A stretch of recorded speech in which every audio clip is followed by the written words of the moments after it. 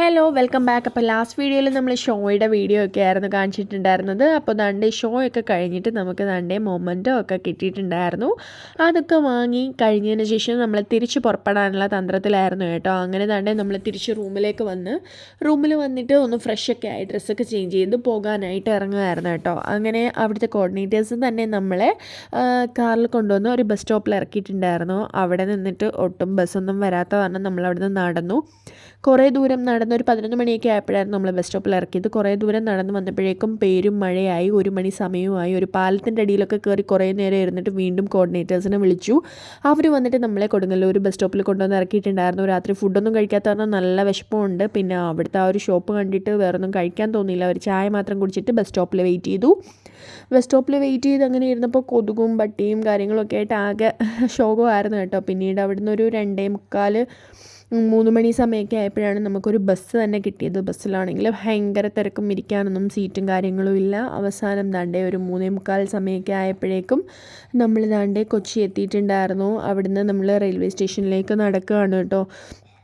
നമ്മൾ ഫോണിൽ നോക്കുന്നുണ്ടായിരുന്നു ഏത് ട്രെയിനാണ് ഇപ്പോൾ ഉള്ളത് എന്നൊക്കെ. അങ്ങനെ നമുക്കാണെങ്കിൽ നിന്നു പോകാനുള്ള ത്രാണിയൊന്നും ഇല്ലായിരുന്നു കേട്ടോ.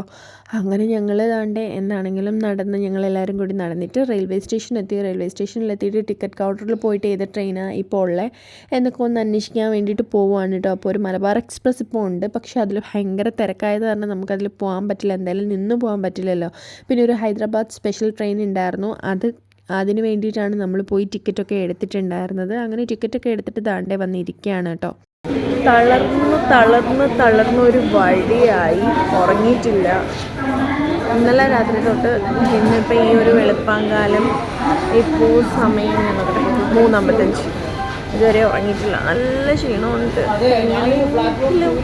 ഒരു ട്രെയിനെങ്കിലും കിട്ടിയാൽ മതി എന്ന് പറഞ്ഞിട്ട് റെയിൽവേ സ്റ്റേഷനിൽ വന്ന് ട്രെയിനിൽ കയറാനായിട്ടിരുന്നപ്പോൾ അതൊക്കെ ഭയങ്കര എന്ത് ചെയ്യും.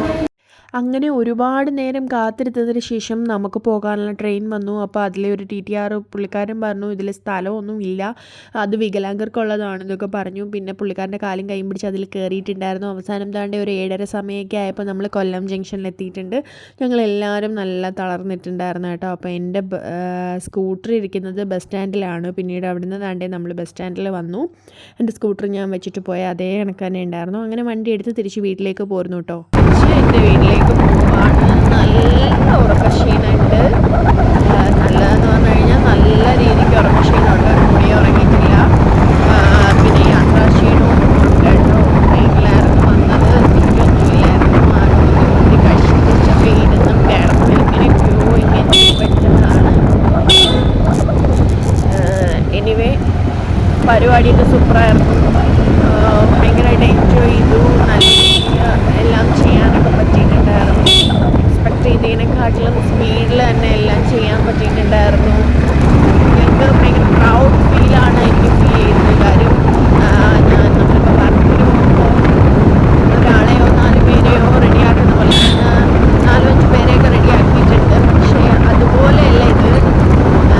ഈ ഒരു 10 പേരെ ഒരു ലിമിറ്റഡ് പീരീഡ് ഷോ എന്ന് പറയുമ്പോഴത്തേനും ആ ഒരു കറക്റ്റ് ടൈമിന് അവരെ ഇറക്കണം. അപ്പോൾ ഓരോ ടീം ബേസിൽ 2 ടീമിൻ്റെ 20 വീതം ആളുകളെയൊക്കെ വെച്ചിട്ടാണ് നമ്മൾ റെഡിയാക്കി എല്ലാം സെറ്റ് ചെയ്ത് ഷോയ്ക്ക് ഇറക്കിയിട്ടുണ്ടായിരുന്നത്.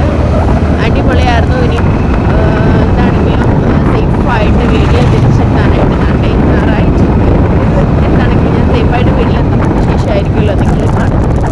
അപ്പം anyway thank you for everyone. Channel subscribe ചെയ്യാത്തവരൊന്ന് സബ്സ്ക്രൈബ് ചെയ്ത് സപ്പോർട്ട് ചെയ്യാം.